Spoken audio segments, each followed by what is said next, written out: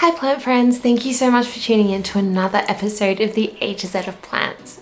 Today we're covering the anthurium.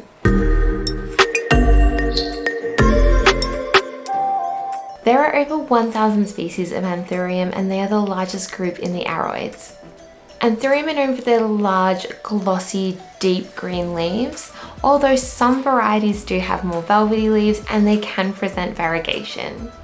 One to note is the Anthurium, and excuse me if I pronounce this wrong, the Anthurium andraeanum, which is also known as the flamingo lily. This plant has won the Royal Horticultural Society Award of Garden Merit and also is listed on the NASA Clean Air Plant Study. In caring for an anthurium, they do prefer a bright indirect light like most houseplants. Definitely probably stay away from putting them in direct light. You may see some leaf scorching, which is pretty common with most plants if you put them in direct light. They do prefer warm temperatures, however they can definitely be hardened to home temperatures as well, so do keep that in mind when you're looking at purchasing some for the home. In saying that, do be careful of really extreme temperatures. Like any plant, if it gets too cold, the plant will stop growing. If it gets too hot, the plant will wilt. Most anthuriums love humidity. However, I have seen some of the flowering varieties be able to withstand less humidity a little bit better than the non-flowering varieties. Anthuriums can suffer from root rot, so definitely try and let the soil dry out a little bit between waterings. In saying that, don't let it dry out too much. I would probably make sure that the first centimetre or two is dry before going in for a fresh watering. Anthuriums, like most plants, don't like to be sitting in water, so I do recommend putting it in a well-draining pot in a well-draining potting mix. Anything with a really high organic matter is going to help that plant thrive and grow to be its best, most beautiful self. Similarly to the alocasia that we were discussing in the last video, it can be propagated by division or by pupping.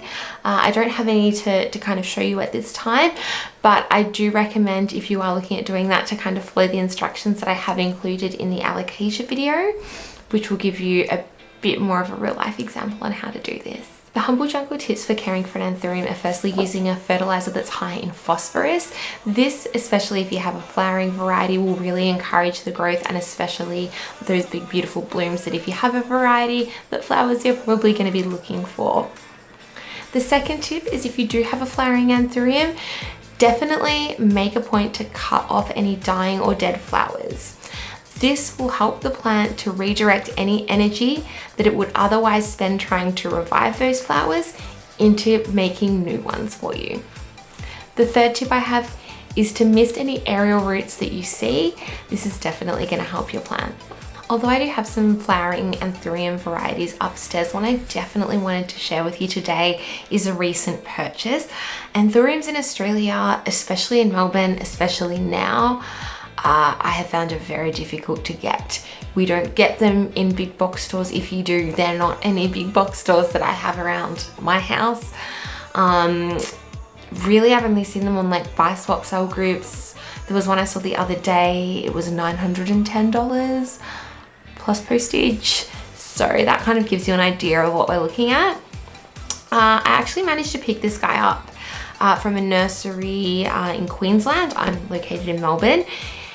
Him and the two others I got didn't ship so well, and I think they've shipped with some kind of fungal disease, but I want to take this opportunity to introduce him to you anyway. I'm going to need to refer to my notes for his name because it is a more difficult one.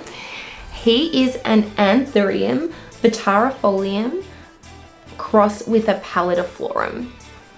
He is still only small at this moment, but you definitely see these large, long, deep green leaves. One thing you might notice, and this is what I'm worried about back here, is this kind of bit that looks really quite sick.